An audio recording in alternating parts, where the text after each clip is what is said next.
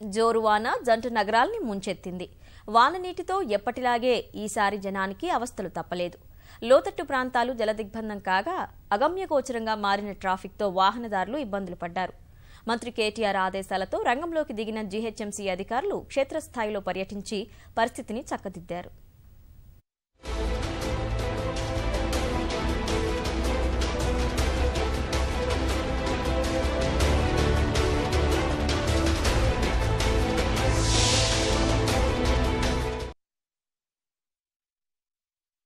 తొలకరికి ముందే పలకరించిన వర్షానికి భాగ్యనగరం తడిసి ముద్దయింది. మూసుకుపోయిన మ్యాన్హోళ్లు, కుచించుకుపోయిన నాలాలతో నీటి ప్రవాహం ఇళ్లను ముంచెత్తింది. సికింద్రాబాద్ పరిసర ప్రాంతాల్లో రోడ్లు జలమయమయ్యాయి. బోయగూడ రైల్వే బ్రిడ్జి వద్ద నీరు చేరి రాకపోకలకు అంతరాయం ఏర్పడింది.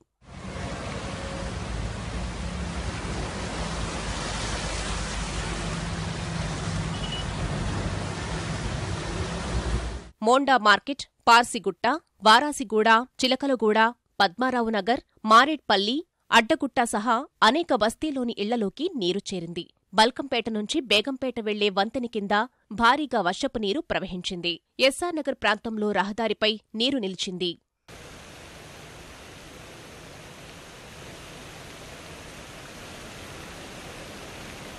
పాతబస్తీ చాంద్రయ్యగుట్ట, లలితాబాగ్, ఉప్పుగూడ, కందికల్ గేట్, ఘాజీమిలన్ కాలనీలో ఇళ్లు జలదిగ్బంధంలో చిక్కుకున్నాయి. కోటి, ఎంజే మార్కెట్ రహదారులు చెరువులను తలపించాయి. చేప ప్రసాదం పంపిణీ ఎగ్జిబిషన్ మైదానంలో వర్షం ప్రభావం కనిపించింది. బేగం బజార్, సుల్తాన్ బజార్, కోటి, అబిడ్స్, నాంపల్లి, నారాయణగూడ, హిమాయత్ నగర్, లక్టీకపుల్ తదితర ప్రాంతాల్లో రోడ్లన్నీ జలమయమయ్యాయి.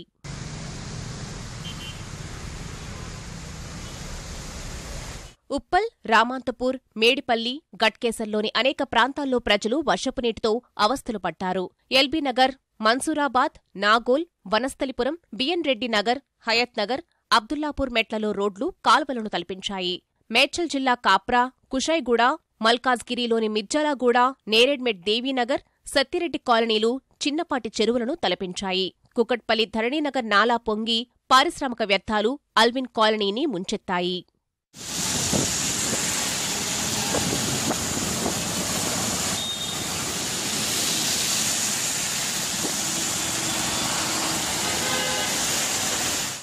భారీ వర్షంతో ట్రాఫిక్ వ్యవస్థ అస్తవ్యస్తంగా మారింది. మలక్పేట, దిల్సుఖ్ నగర్, ఖైరతాబాద్, పంజాగుట్ట, బేగంపేట, సికింద్రాబాద్ ప్రాంతాల్లో ఎక్కడికక్కడ భారీగా వాహనాలు నిలిచిపోయాయి. మధ్యాహ్నం వరకు పరిస్థితిలో కొంత మార్పు కనిపించింది.